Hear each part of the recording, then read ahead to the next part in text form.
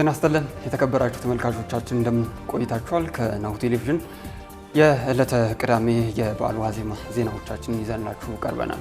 እንግዲህ በዕለቱ የዜና ወጃችን የበዓል ድባብ የያዙ ሌሎች ጉዳዮችንም ደግሞ እየተጨዋወትን ቆይታ እናደርጋለን። አብራችሁ እንድትሆኑ በአክብሮት ነው የምንጋብዘው።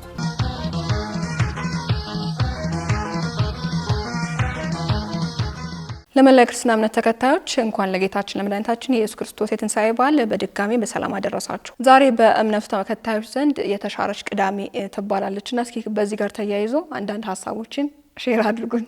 እንዳልሽው ሀብትሽ በኢትዮጵያ ኦርቶዶክስ አስተምሮ መሰረት የዛሬዋ ቅዳሜ በተለይም የተሻረች ቅዳሜ ትባላለች። የሃይማኖቱ አባቶች እንደሚሉት ከሆነ በተለይም ቅዳሜና እሁድ አይጾምም። ይህ ግን ከዕለተ ስቅለቱ ጀምሮ ባለው ሰዓት ሐዋርያት እንዳሉትም ሰዎች እንዲጾሙ ይደረጋል። ያንንም መሰረት በማድረግ እንግዲህ ቅዳሜን የሚጾሙ አሉ እስከ ነገ ትንሣኤውን እስከሚያዩበት ድረስ። በዚህ ነው ቅዳሜ የምትታለፈው። በኢትዮጵያ ኦርቶዶክስ ቤተክርስቲያንም ደግሞ ጧት ላይ ሰዎች ቤተክርስቲያን በመሄድ ቄጠማ ይዘው ራሳቸው ላይ ያስራሉ። የሚሆንበት ምክንያት እንግዲህ ቄጠማ ለሁለት ትርጉሞች እንዳሏቸው ነው አባቶች የሚናገሩት። አንደኛውም ከስዕለቱ ወይንም ጌታችን መድኃኒታችን ኢየሱስ ክርስቶስ በስዕለቱ ጊዜ ራሱ ላይ የተደረገውን የሾህ አክሊል ምሳሌ ያደርጓል። በቀጣይም ደግሞ ከኖህ ጋር የሚያገናኙትም አሉ። ኖህ የጥፋት ውሃ ሲበርድ እንደ ምሳሌነት የወሰደው ያችን ቄጠማ ስለሆነ የሰላም ወይንም ደግሞ ነገ ትንሣኤን በጉጉት እንድንጠብቅ ከሚያደርጉ አንዱ ምልክት እንደሆነች ነው የሚታሰበው። መልካም እንግዲህ ክቡራን ተመልካቾቻችን አብራችሁን ቆይታ እያደረጋችሁ ስለሆነ እናመሰግናለን። በፋሲካ በዓል ድባብ ላይ ነው የምንገኘው። ከዛ በፊት ግን እንደ ሀገር ምን አይነት ሁኔታዎችን እያሳለፍን ነበር የቆየ ነው? ከዚህ ጋር ተያይዞ ደግሞ የተወሰኑ ሀሳቦችን እያነሳን ቆይታ እናደርጋለን። በተለያዩ የሀገሪቱ ክፍሎች ግጭቶች፣ መፈናቀሎች፣ ሰብአዊ ቀውሶች እየተስተናገዱበት ያለንበት ሁኔታ ላይ ነው የምንገኘው። በዚህ ድባብ ውስጥ ሆነን ፋሲካን እናከብራለን።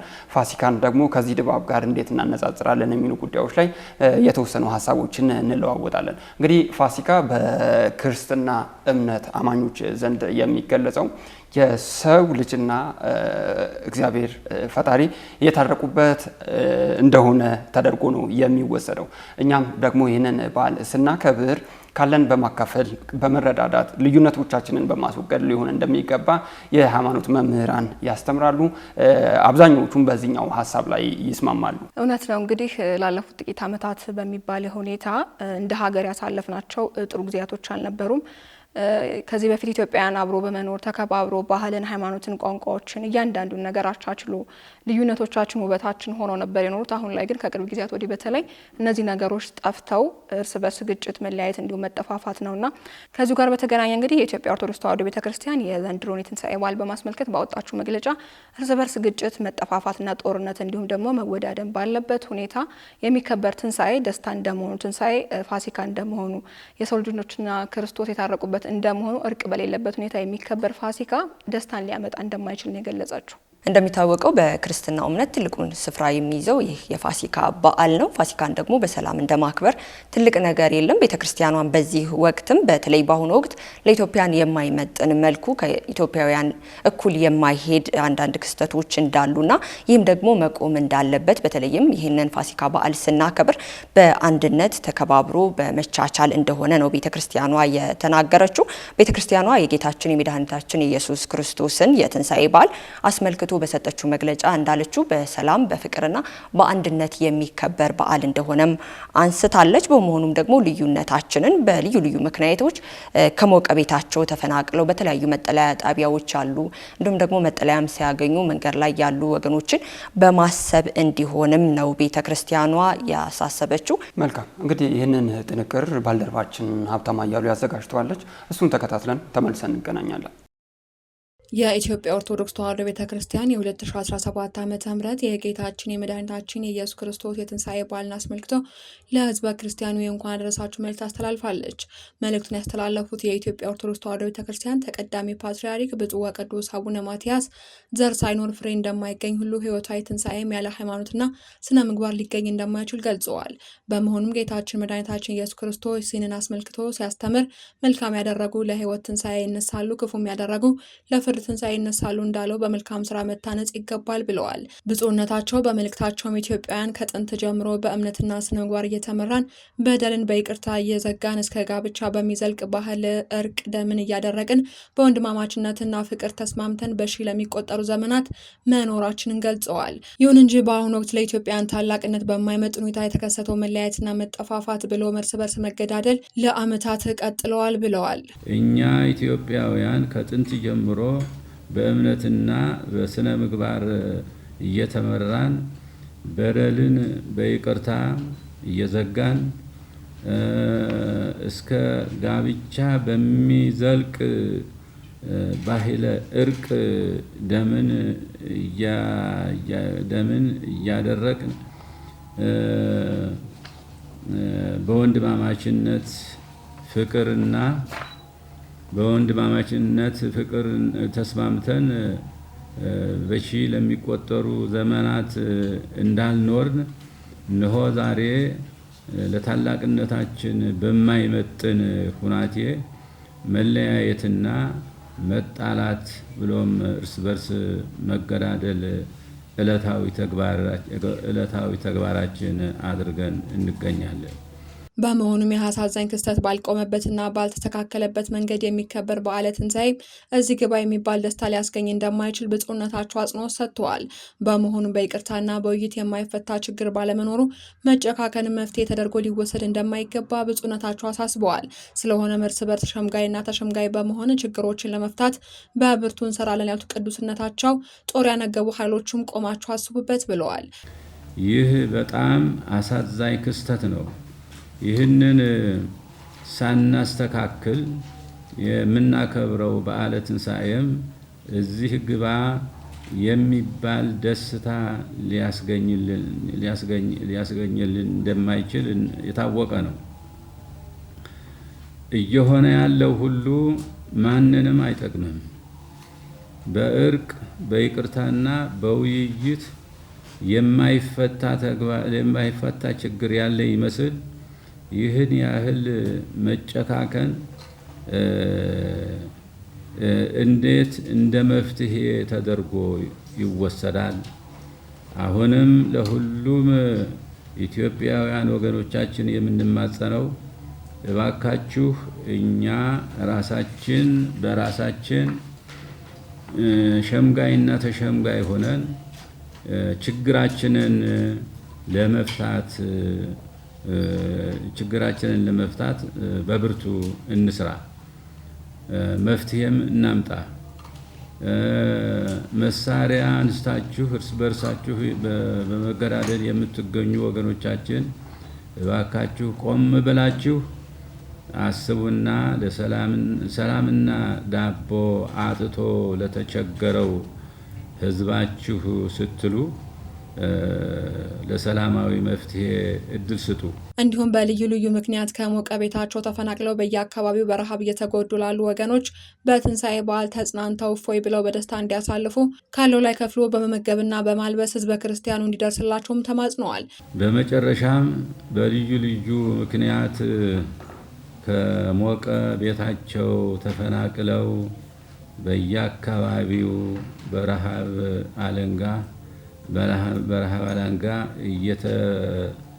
እየተገረፉ የሚገኙት ወገኖቻችን በትንሣኤው በዓል ተጽናንተው እና እፎይ ብለው በደስታ እንዲያሳልፉ ካለን ከፍለን በመመገብና በማልበስ እንድንደርስላቸው በእግዚአብሔር ስም አባታዊ መልእክታችንን እናስተላልፋለን። በመጨረሻም ብፁዕነታቸው በሀገራችን ኢትዮጵያ በገጠርና በከተማ ለሚኖሩ ከሀገር ውጭ በተለያዩ አህጉር ለሚገኙ የሀገርን ዳር ድንበር ለማስጠበቅና ለማስከበር በጠረፍ ለቆሙ በሕመም ምክንያት በየጸበልና በየሆስፒታሉ ለሚገኙ እንዲሁም በየማረሚያ ቤቱ ለሚገኙ የሕግ ታራሚዎችና ለመላው ኢትዮጵያ ሕዝብ እንኳን አደረሳችሁ መልእክት አስተላልፈዋል።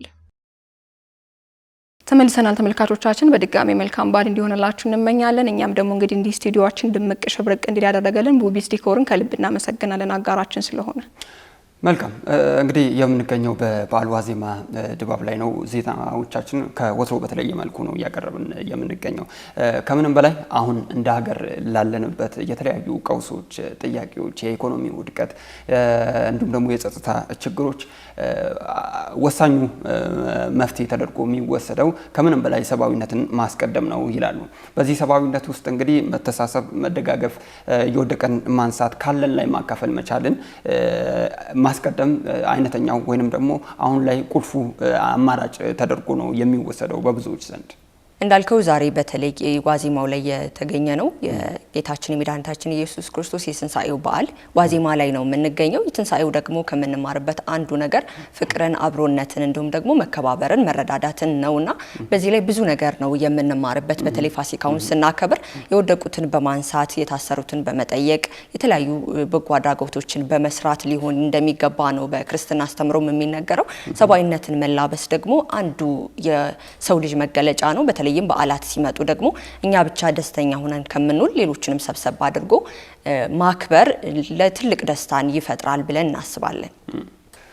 መልካም እንግዲህ ፋሲካ ላይ በዋነኝነት ከሚነሳው ነገር አንዱ ፈጣሪ ስለ ሰው ልጆች ኃጢአት ሲባል ኢየሱስ ክርስቶስ ራሱን አሳልፎ የሰጠበት የነፍስ ዋጋ የከፈለበት በሱ ሞት ዓለም የዳነችበት እንደሆነ ነው ቅዱስ መጽሐፉ የሚያስተምረው። እንግዲህ ከዚህ በላይ መሰጠት ከዚህ በላይ ትልቅ ስጦታ ወይንም ማካፈል የለም ይላሉ የሃይማኖት አባቶች። እኛም ግን ይህንን ማድረግ ባንችል እንኳን አጠገባችን ላለ ጎረቤታችን ላለ ወገናችን ካለን ላይ ማካፈል መቻል አሁን ላይ በሚያሳዝነው ሁኔታ በሰዎች ውድቀት እስከ መደሰት መሳለቅ አይነት ስብዕና ያለ አይነት እሳቤዎችን እስከ ማዳበር እየደረስንበት ሁኔታ ላይ ነው የምንገኘው እና ይሄም ብዙ የማያስኩዘን የማያሻግረን እንደሆነ ደግሞ እያየነው ነው። ስለዚህ ከዚህኛው እሳቤ ወጣ ብለን መልካምነትን የነበረ ኢትዮጵያዊ እሴታችንን ማስቀጠል መቻል ይኖርብናል። ወደዚህ ሀሳብ የመራን ደግሞ ቀጥሎ የምናነሳው ጉዳይ ስለሆነ ነው። እውነት ነው። እንግዲህ እንደ ሀገር የገጠሙን ችግሮች ኢኮኖሚያዊና ፖለቲካዊ ቀውሶች እንግዲህ ለብዙ መፈናቀል፣ ለብዙ ሞት፣ ለብዙ ረሃብና ስቃይ ዳርገውናል። ከዚሁ ጋር በተገናኘ እንግዲህ ሰሞኑን እንደ የበዓል ወቅት እንዲሁም የትንሳኤ ሰሞን እንደመሆኑ የኢትዮጵያ ወንጌል አማኞች አብያተ ክርስቲያናት ካውንስል መግለጫ ሰጥቷልና በዚህ በመግለጫውም እንዳለው ትንሳኤ ጥላቻ በፍቅር መለያየትም በአንድነት ሀዘን በደስታ የተቀየረበትና የእግዚአብሔር ፍቅር የተገለጸበት ስለሆነ በክርስቲያኖች መካከል እውነተኛ ፍቅር መታየት እንዳለበት ነው እንግዲህ ካውንስሉ ያስታወቀው። እንዲሁም ካውንስሉ ባስተላለፈው መልእክትም የትንሳኤ የተጣሉበት የሚታረቁበት፣ የተራራቁበትም የሚቀራረቡበት በመሆኑ መልካም ምሳሌን አጉልቶ ማሳየት እንደሚገባ ነው ያሳሰበው። ከዚህ ጋር በተገናኘ ተከታዩን ጥንክር አዘጋጅተናል። ተከታትለን እንመለሳለን። የትንሳኤን መታሰቢያ በዓል ስናከብር እግዚአብሔር ለሰው ልጆች ያለውን ታላቅ ፍቅርና ከዚህም የተነሳ አንድያ ልጁን ስለኛ ኃጢአት ለመስቀል ሞት አሳልፎ መስጠቱን እንድናስብ ግድ ይለናል። ይህም ከዘላለም ሞት ወደ ዘላለም ሕይወት መሸጋገራችንን ከኃጢአት ባርነት ነፃ መውጣታችንን በመገንዘብ እግዚአብሔርን ይበልጥ እንድናመሰግነውና ዕለት ዕለትም በቅድስና እንድናመልከው ሊያደርገን ይገባል። ስለሆነም ፋሲካችን የሆነው መድኃኒታችን ኢየሱስ ክርስቶስ በደሙ ከኃጢአታችን ስለዋጀን የመንግሥቱም ወራሽ በመሆን በጽኑ ተስፋ ተደላድለን እንድንቆም ስላደረገን ክብርና ምስጋና ለእርሱ ብቻ ይሁን። ትንሣኤ ጥላቻ በፍቅር፣ መለያየት በአንድነት፣ ሐዘን በደስታ የተቀየረበትና የእግዚአብሔር ድንቅ ፍቅር የተገለጠበት ስለሆነ ከሁሉ በፊት በእኛ በክርስቲያኖች መካከል እውነተኛ ፍቅር መታየት ይኖርበታል። ትንሣኤ የተጣሉ የሚታረቁበት፣ የተራራቁ የሚቀራረቡበት እንዲሁም በያለንበት ታርቀን በማስታረቅ መልካም ምሳሌነታችን ጎልቶ እንዲታይ ያስፈልጋል። ይህ ከሁሉም ምዕመናን የሚጠበቅ መለኮታዊ ትእዛዝ ስለሆነ ቸል የምንለው ጉዳይ አይሆንም። ማንም ባልንጀራው ላይ የሚነቅፈው ነገር ካለው ይቅር ተባባሉ፣ ክርስቶስ ይቅር እንዳላችሁ እናንተ ደግሞ እንዲሁ አድርጉ። በእነዚህም ሁሉ ላይ የፍጻሜ ማሰሪያ የሆነውን ፍቅር ልበሱት። ቆላስይስ ምዕራፍ 3 ቁጥር 13 እና 14 ላይ ይናገራል። እግዚአብሔር እኛን ከኃጢአትና ከዘላለም ሞት ለማዳን ልጁን የላከው ለሰው ልጆች ካለው ታላቅ ፍቅር የተነሳ እንደመሆኑ በእኛም መካከል መንገስ ያለበት ያ መለኮታዊ ፍቅር ነው። ፍቅር ከራሳችን ይልቅ ሌላውን እንድናስቀድም ስለሚያደርግ ከራሳችን አልፈን ለሀገራችን ሰላምና ለሕዝባችን አንድነት በቅንነትና በትጋት ለመስራት ፍቅር አቅም ይሆነናል።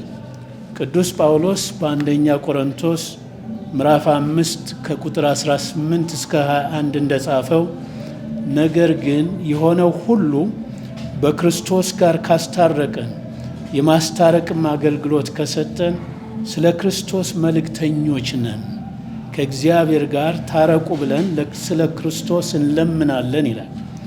ሰው ከአምላኩ ከእግዚአብሔር ጋር ከታረቀ ከእርስ በርስ ለመታረቅም ሆነ ሌሎችን ለማስታረቅ አይቸገርም። ስለዚህ በቅድሚያ የክርስቶስ መልእክተኞች እንደመሆናችን እውነተኛውን ወንጌል እንያዝ። የእግዚአብሔርን ሕዝብ እንዲጠበቅ ቃሉን በመመገብ የእረኝነት ኃላፊነታችንን በብቃት እንወጣ። በዕለት ተዕለትም ኑሯችንም ሆነ ተግባራችን በቅድስና እንመላለስ። ሀገራችን ኢትዮጵያ በተደጋጋሚ የእርስ በርስ ግጭቶች የተነሳ ብዙ ጉዳትን እንዳስተናገደች የሚካድ አይደለም። በዋናነት ለድህነታችንና ወደ ኋላ ለመቅረታችን ምክንያቱ ልዩነቶችን በውይይት ከመፍታት ይልቅ መሳሪያ በማንሳት መጠፋፋት ላይ ማተኮራችን እንደሆነ ግልጽ ነው። አንዳችን በሌላው ላይ ያስከተልነው ጉዳት ጥላቻን ከትውልድ ወደ ትውልድ ከማሸጋገርና የሕዝባችንን ሰቆቃ ከማራዘም በስተቀር አንዳችን መልካም ነገር አላስገኘልንም። ይህ እየታወቀ አሁንም ከመጠፋፋት አዙሪት ለመውጣት የምናሳየው ፈቃደኝነት አለመኖር ወይም ማዝጋሚ መሆን እጅግ ያሳዝናል። የችግራችን መፍትሄ ያለው በእኛው እጅ ስለሆነ ችግሩ ተባብሶ የበለጠ ጉዳት ሳያስከትል ቆም ብለን ልናስብ ያስፈልጋል። በፍጹም ቅንነት መከባበርና መደማመጥ በእርቅ የሀገራችንን ሰላም በአስተማማኝ ሁኔታ ለማረጋገጥና የሕዝባችንንም አንድነት በጽኑ ዓለት ላይ ለማቆም መወያየት ግድ ይለናል። ስለዚህ አሁንም ካውንስላችን የሰላም ጥሪውን በመደጋገም ሲያስተላልፍ በእግዚአብሔር ስም ነው። በመጨረሻም በየቤታችን የትንሣኤን መታሰቢያ ዕለት ስናከብር ከተቸገሩ ወገኖቻችን ጋር ያለንን በማካፈልና የክርስቶስን ፍቅር በማሳየት እንዲሆን አደራ እያልኩ የደስታና የሰላም በዓል ይሆንላችሁ ዘንድ ጸሎቴና ምኞቴ መሆኑን ስገልጽ በታላቅ አክብሮት ነው። እግዚአብሔር ሕዝባችንን ይባርክ ይጠብቅ። አሜን። እነሆ ከበደል ከክፋት ከኀጢአት እንጠራ ዘንድ ክርስቶስ ስለኛ ሲል በመስቀሉ ሞተልን። ዳግምም በትንሣኤ ብርሃኑ በአዲስ የተስፋ ጸዳል አፈካን። በአዲስ የመንፈስ ትንሣኤ አዲስ የሕይወት መንገድ አሳየን።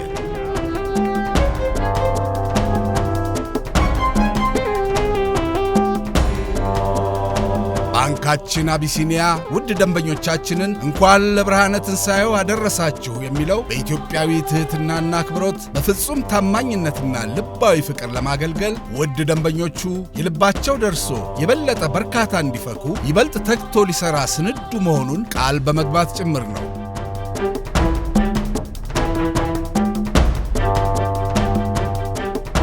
መልካም የትንሣኤ በዓል። አቢሲኒያ የሁሉም ምርጫ። በድጋሚ ለጌታችን ለመድኃኒታችን ለኢየሱስ ክርስቶስ የትንሣኤ ዋዜማ እንኳን በሰላም አደረሳችሁ። ከስቱዲዮአችን አሁንም ወደ እናንተ መረጃዎቻችን እየቀጠሉ ይገኛሉ። በቀጣይ እስኪ አሁን ላይ በተለይ በዓል ሰሞን እንደመሆኑ ከበዓልም ባሻገር ዋዜማ ላይ ብዙ ገጠመኞች ይፈጠራሉ። ብዙ ስራዎችም የሚኖሩት ዋዜማ ላይ ስለሚሆንና እስኪ ገጠመኞቻችሁን እናወራለን። ያው ከበዓላት ጋር ተያይዞ የተለያዩ ትዝታዎች አሉ። የልጅነት ትዝታዎች በተለይ አሁን ከፋሲካ በዓል ላይ ስለሆነ ያለ ነው። የስቅለት ፊልምን ለማየት የምንደክምበት ልጆች ሆነን ቴሌቪዥን ፍለጋ የምንጓዝበት ርቀት አንዳንዴም ደግሞ አብያተ ክርስቲያናት በተለያዩ ቦታዎች ላይ ፊልሞቹን ስለሚያሳዩ ያንን ለማየት ለሊት ድረስ የምንቆይበት አጋጣሚዎች ነበሩ። ከዛ ባለፈ ደግሞ ወደ ቤት ውስጥ ስንመጣ ልጆች ሆነን ብዙን ጊዜ ልብስ የሚገዛልን በባህል አጋጣሚዎች ነው እና አዲስ ልብስ ተገዝቶልን ያንን ነግቶ ለብሰን እስክንታይ ያለን ጉጉት አንዳንዴ ለብሰን የምናድርበትም አጋጣሚዎች ነበሩ። ከጎንም አስቀምጦ ይታደራል። መቼ ነው የሚነጋው? አይነጋም እንዴ? ለሊቱ ራሱ በጣም ነው የሚረዝመው። በህልምሽም ለብሰሽው ምናምን ይታይሻል ስትጫወቺ ምናምን። ከዚህ ጋር በተያይዞ በተለይ ትንሣኤ በዓል ሲመጣ በዋነኝነት የልጅነት ትዝታዎቻችን ከቅዳም ሱርና በተለይ ከስቅለት ጋር የተያያዙ ናቸው። የስቅለት ደግሞ የጌታችን መድኃኒታችን ኢየሱስ ክርስቶስ ፊልም የሚታይበት ነበር። ያኔ እንዳሁኑ ቲቪ በየቤቱ አልነበረም። በጣም ችግር ነበረ። ፊልም ቤቶች ነበሩ። እኔ እንዳውም አስታውሳለሁ አንዴ ሰንበት ትምህርት ቤታችን ፊልም ያሳይ ነበርና የስቅለት 2 ብር ነበረ መግቢያው።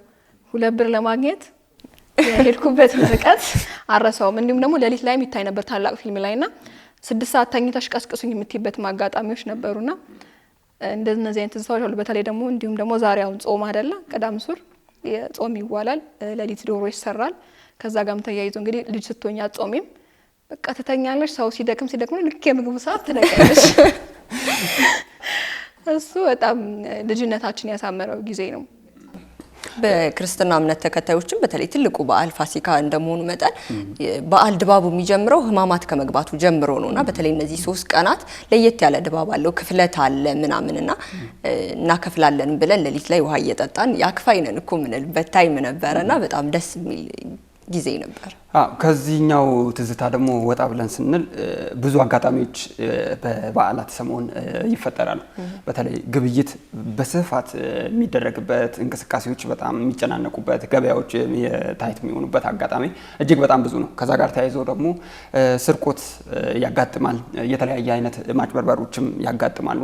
ያን ብቻ ሳይሆን በተለይ የእንስሳት ንግድም የከብቶች ግብይትም የሚፈጸምበት ስለሆነ በበሬ መወጋት፣ መጥፋት አይነት ትዝታዎች ገጠመኞች በብዛት ያጋጥማሉ እና እንደው በዚህ አጋጣሚ ደግሞ ተመልካቾቻችን በዩቲዩብ ገጻችን ላይ ይህንን ምስል ስትከታተሉ ገጠመኞቻችንን ከስር ባለው የአስተያየት መስጫ ሳጥን ላይ ማስቀመጥ ትችላላችሁ። አሁን እንዲያውም በሶሻል ሚዲያ በተለይ ያያችሁ ከሆነ የበዓል በሬዎች ሰዎችን ማሳደድ፣ መኪናዎችን መግጨት ይዘዋልና በዚሁ አጋጣሚ ደግሞ ጥንቃቄ ብታደርጉ ጥሩ ነው። በሬዎቹ ስታዩ በርቀት ሽሹ። የምሬ ነው። አንዳንዴ ይሄ ቀልድ ፈን አድርገን ከርቀት ሆነሽ ስትቀርጪው ፈን አድርገሽበት ልታልፊ ትችላለሽ። ነገር ግን ምንድነው ይሄ የመቀደድ ሆድቃ ጉዳት የሚያስከትል ከባድ አደጋ ስለሆነ ጥንቃቄ ቢደረግ፣ እንዲሁም ደግሞ ከትራፊክ አደጋ ጋር በተያያዘ በተለይ ሰፊ ግብይቶች እናደርጋለን። ጥንቃቄ አናደርግም። ልቦናችን ወደ አንድ ስለሆነ የሚሆነው ኦር ቸኩለን ምናምን ስለሚሆን የትራፊክ መንገዶችን በምናቋርጥበት ጊዜ ተሽከርካሪዎችን እየተመለከትን ቢሆን ደግሞ ከዚህ ጋር በተያያዘ መልእክቶችን ማስተላለፍ እንፈልጋለን። ሌላው እንግዲህ የተዝናኖት በስፋት የሚታይበት አጋጣሚ ነው። የበዓል ወቅቶች ሰብሰብ ብለን የምንጨዋወትበት አጋጣሚዎች ይበዛሉ። እንግዲህ ተዝናኖቶች ደግሞ ኃላፊነት በተሞላባቸው መንገድ ሊሆን ይገባል። ከዚህ ጋር ተያይዞ የአዲስ አበባ ፖሊስ ኮሚሽንን መረጃዎችን ጠይቀናል። ምን አይነት ቅድመ ዝግጅቶች በተለይ ከጸጥታ ጋር ግብይት ወቅት ለሚያጋጥም የሀሰተኛ አሁን ላይ የዲጂታል የፋይናንስ ስርዓቶቹ ገበያው ላይ እየተቀላቀሉ ያለበት አጋጣሚ ነው። ግን ወጣ ባለበት አጋጣሚ ደግሞ እጅ በእጅ የገንዘብ ዝውውር የሚደረግበትም አጋጣሚ ይኖራል እና በዚህ አጋጣሚ የፎርጅድ ብሮች የሚሰራጩበትም አጋጣሚዎች አይጠፉም እና ለዚህም የሚሆን ምን አይነት ቅድመ ዝግጅቶች ተደርጓል የሚሉ አስተያየቶችን ጠይቀናል። ተከታዩን ምላሽ ደግሞ አዘጋጅተናል። መጪውን የስቅለትና የፋሲካ በዓል ያለምንም የጸጥታ ችግር እንዲከበር ለማስቻል ወቅታዊ የከተማዋን የጸጥታ ሁኔታ ያገናዘበ ቅድመ ዝግጅት አድርጎ ወደ ተግባር መግባቱን የአዲስ አበባ ፖሊስ ኮሚሽን አስታውቋል። የኮሚሽኑ የሕዝብ ግንኙነት ዳይሬክተር ኮማንደር ማርቆስ ታደሰ ለጣቢያችን እንደገለጹት በዓሉ በሰላም ለማክበር የከተማዋ የሰላምና ጸጥታ ጋር በመቀናጀት ወደ ስራ መገባቱን ተናግረዋል። በተለያዩ አካባቢዎች ከሚገኙ የከተማዋ ነዋሪዎች፣ ከአስተዳደር አካላት፣ ከሃይማኖት ተቋማት፣ ከተለያዩ አደረጃጀቶችና ከወጣቶች ጋር በትብብር እንደሚሰራም አስረድተዋል። በበዓላት መዳረሻ ላይ ሰፊ እንቅስቃሴ የሚስተዋሉባቸው ቦታዎች ላይ ወንጀሎችን ለመከላከል የቅድመ መከላከል ስራ እየተሰራ መሆኑን መሆኑንም ተናግረዋል። እንግዲህ የ2017 የስቅለትና የትንሣኤ በዓልን አስመልክቶ የአዲስ አበባ ፖሊስ ከፌዴራል ፖሊስ ሰላምና ጸጥታ ከሌሎችም ባለድርሻ አካላት ጋር በመሆን በጋራ ሰፊ ዝግጅት አድርጓል። ዝግጅቱን ማጠናቀቅ ወደ ስራ ገብቷል። በዓልን ታስቦ ወይም ሊፈጸሙ የሚችሉ የወንጀል ድርጊቶችን መከላከል ላይ ትኩረት ያደረገ ነው። ሰሞኑን እንግዲህ ከሚፈጸሙ የወንጀል ድርጊቶች ውስጥ ወንጀሎቹ የሚፈጸሙት በአብዛኛው በገበያ ቦታዎችና በትራንስፖርት መጠበቂያ ቦታዎች ሊሆኑ ይችላሉ። ቀደም ሲል አንቺም እንደገለጽሽው በመዝናኛ አካባቢዎችም የሚፈጸሙ እንደዚህ አይነት የመሳሰሉት ወንጀሎችም ሊያጋጥሙ ይችላሉ። ስለዚህ ማህበረሰቡ እንግዲህ በከፍተኛ ጥንቃቄ ማድረግ መቻል አለበት። ኮማንደር ማርቆስ የህዝብ እንቅስቃሴ በሚበዛባቸው ቦታዎች በገበያና በመዝናኛ ስፍራዎች ወንጀል እንዳይፈጸም ትኩረት ሰጥቶ እየሰራ መሆኑን ገልጸው ከበዓላት መቃረብ ጋር ተያይዞ ለበዓል የሚያስፈልጉ ግብዓቶች ላይ ያልተገባ የዋጋ ጭማሪ በማያደርጉ ነጋዴዎች እንዲሁም ደግሞ ለገበያ በሚቀርቡ ምርቶች ላይ ባዕድ ነገር ቀላቅለው በሚሸጡ ነጋዴዎች ላይ ቁጥጥር እየተደረገ መሆኑን አንስተው ህብረተሰቡ ዋጋቸው ገበያ ላይ ካለው ሽያጭ ዝቅተኛ የሆኑ ምርቶችን ሲያገኝ ለምን ብሎ መጠየቅ አለበት ሲሉ አስረድተዋል። የሚበሉና የሚጠጡ ነገሮች ላይ ባዕድ ነገር በመቀላቀል ይዘው ወደ ገበያ የሚመጡ አንዳንድ ህገወጥ ግለሰቦች ሊያጋጥሙ ይችላሉ።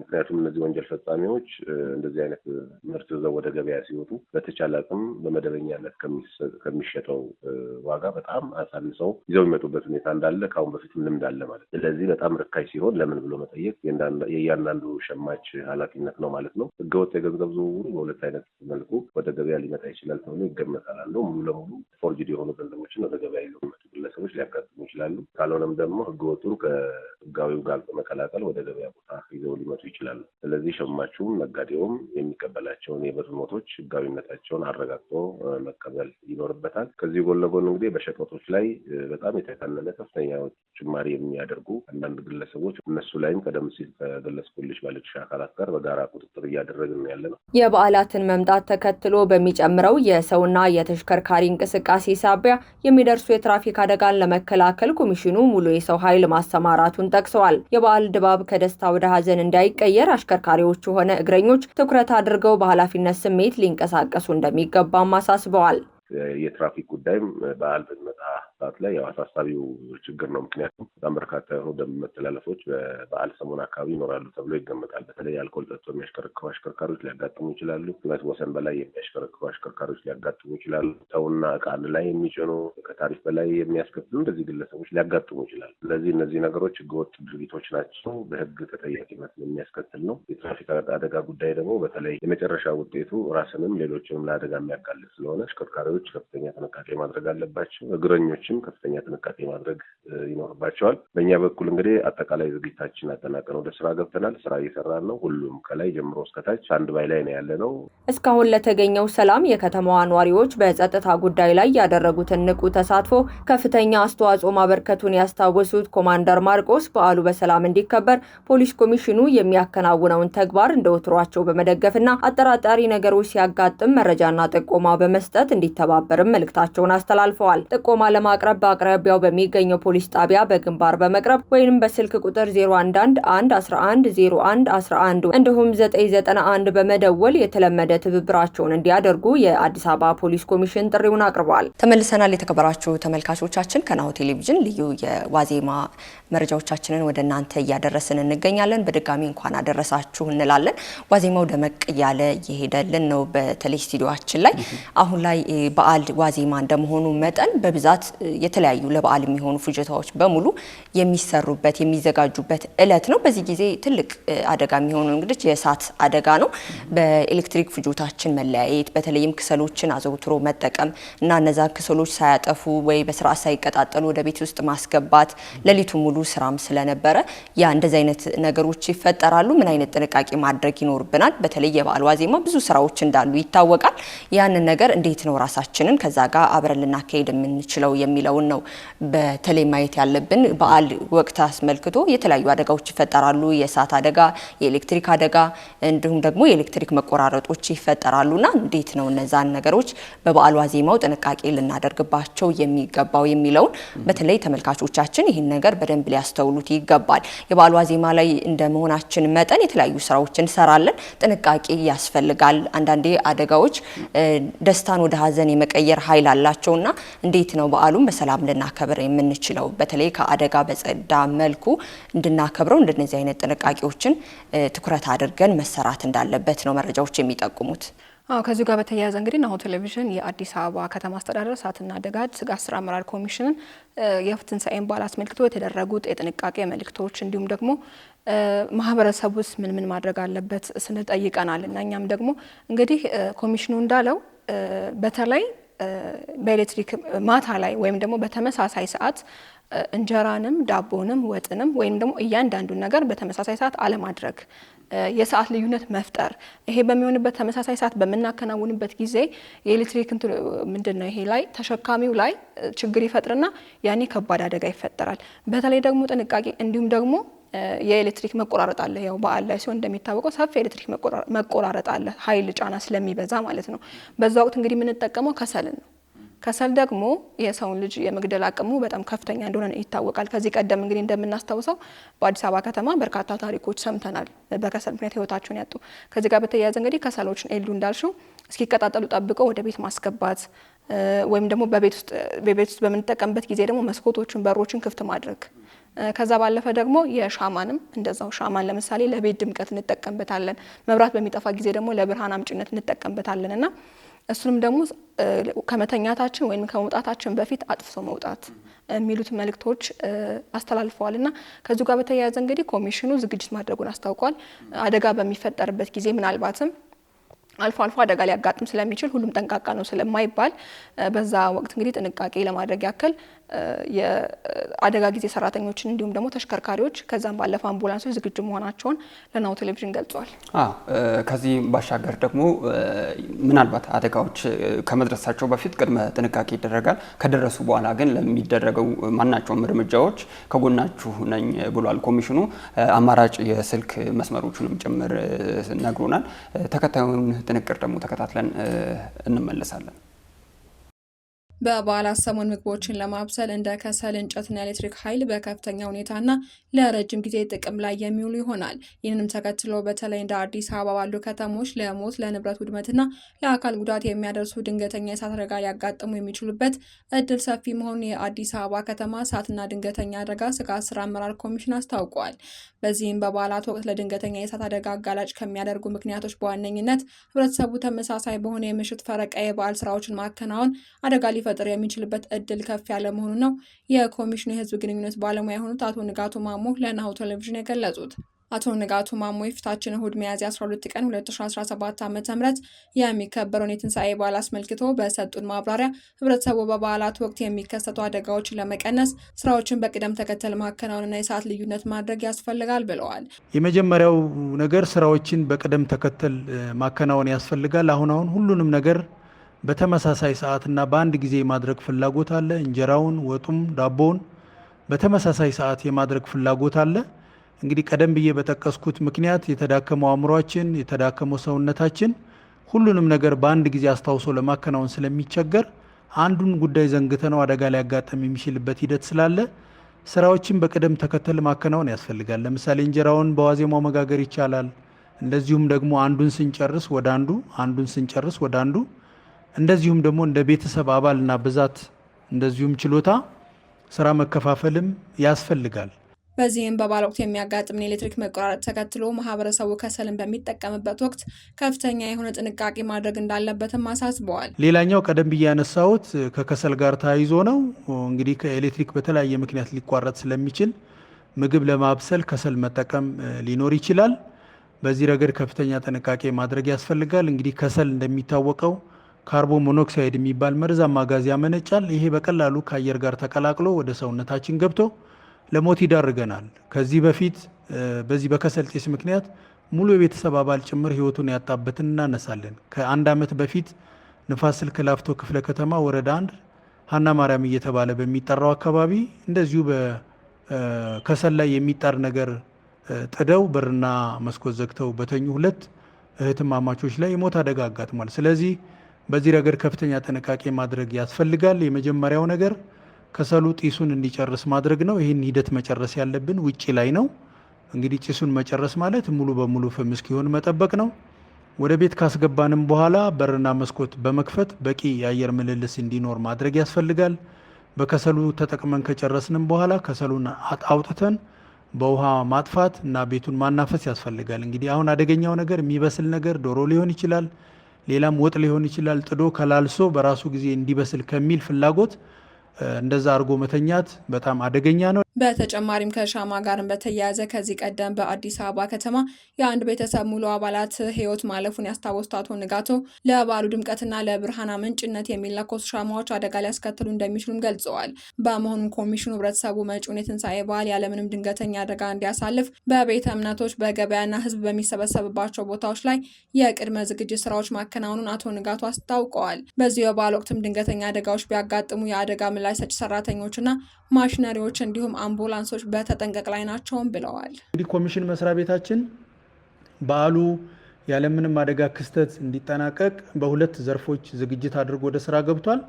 የመጀመሪያው በአደጋ ቅነሳ ዘርፋችን ከዛሬ ጀምሮ በተመረጡ ቦታዎች፣ በገበያ ስፍራ፣ በእምነት ተቋማት እንደዚሁም ህዝብ በሚበዛባቸው ቦታዎች እንደዚሁም ደግሞ በተለያዩ ሚዲያ አማራጮች የእናንተን ሚዲያ ጨምሮ መልእክት እያስተላለፍን እንገኛለን። ህብረተሰቡ ከኮሚሽን መስሪያ ቤቱ የሚተላለፉ የጥንቃቄ መልእክቶችን መተግበር ያስፈልጋል። በሌላ በኩል እንግዲህ አደጋዎች እንኳን ቢያጋጥሙ በ11ዱም ቅርንጫፍ ጣቢያዎቻችንና በማዕከል የአደጋ ምላሽ ዘርፋችን የአደጋ መቆጣጠር ማሽነሪዎች፣ የአደጋ ጊዜ ሰራተኞቻችን እንደዚሁም አምቡላንስ አገልግሎቶቻችን በተጠንቀቅ ላይ ናቸው። ህብረተሰቡ የሚተላለፉ የጥንቃቄ መልእክቶችን ተግባራዊ ያድርግ። ከዚህ አልፎ ለሚያጋጥሙ አደጋዎች በ939 ጥሪ ያደርሱልን። አደጋው ቦታ ፈጥነን ደርሰን ሊደርስ የሚችለውን የጉዳት መጠን በከፍተኛ ደረጃ ለመቀነስ በእኛ በኩል ዝግጅታችንን አድርገናል። ከሁሉ በፊት ግን ቀደም ብዬ የጠቀስኳቸውን የጥንቃቄ መልእክቶችን እንተግብር።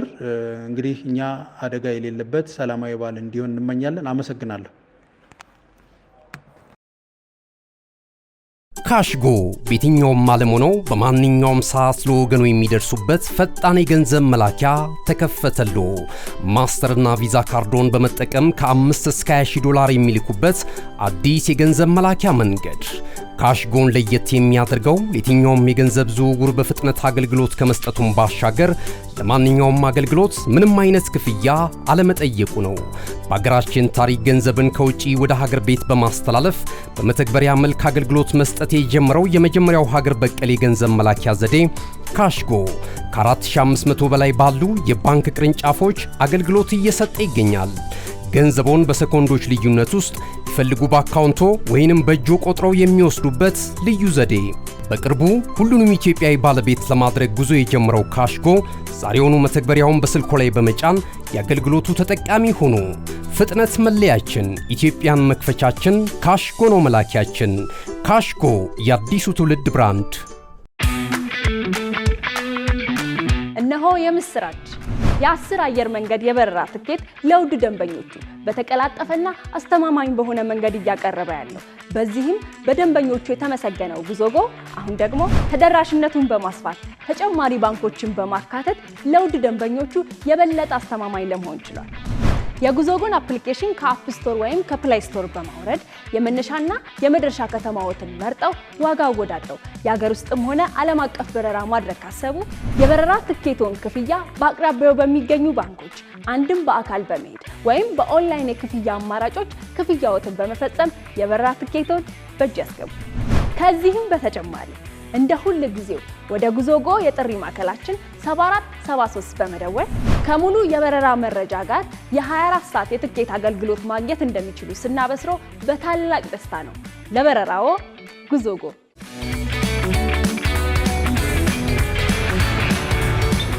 የተከበራችሁ ተመልካቾቻችን እንዲህ እያልን እንግዲህ ወደ መጨረሻ ምዕራፋችን ደርሰናል። ስቱዲዮአችን ደግሞ እንደዚህ ያሳመረን ቡቢስ ዲኮር ነው። ከልብ እናመሰግናለን አጋራችን ስለሆነ።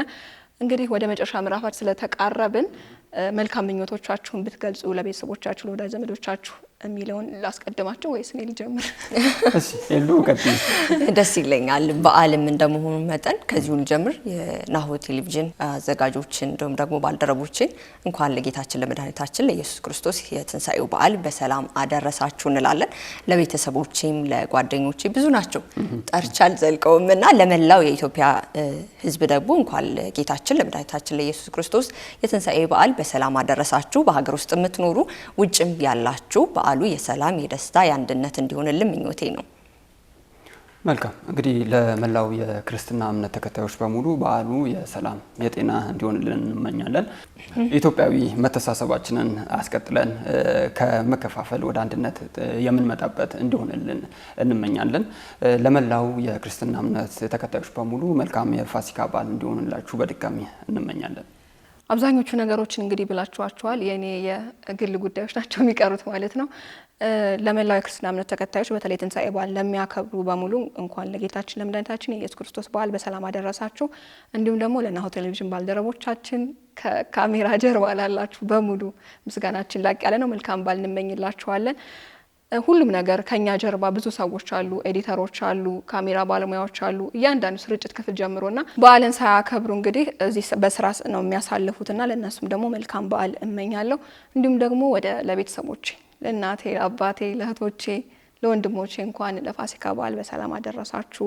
በዓሉ የሰላም የጤና የአንድነት እንዲሆንላችሁ እመኛለሁ። እንዲሁም ደግሞ በጎ ነገር የምንሰማበት አሁን ካለንበት የግጭት አዙሪት የምንወጣበት እንደቀደመ ህይወታችን ማርክ እንዳልከው የድሮ ኢትዮጵያዊነታችን የምናስቀጥልበት በዓል እንዲሆን መልካም ምኞቴ ነው።